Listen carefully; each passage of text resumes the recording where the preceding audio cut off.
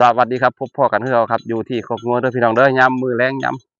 ค่ำๆจักหน่อยครับมื้อนี้ประมาณ3-4 โมงแล้วล่ะตอนนี้ครับ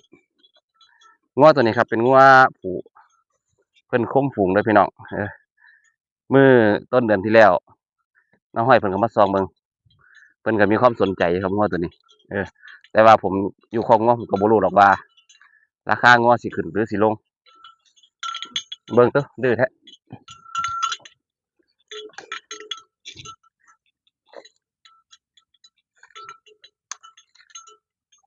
ตอนสมตอนผมซื้อมา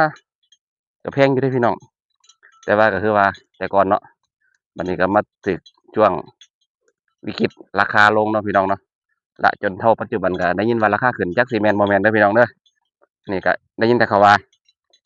ครับต้นเดือนที่แล้วนายห้อยเพิ่นก็มาให้ราคาครับพี่น้องเพิ่นมาให้ราคางัวตัวนี้อยู่ที่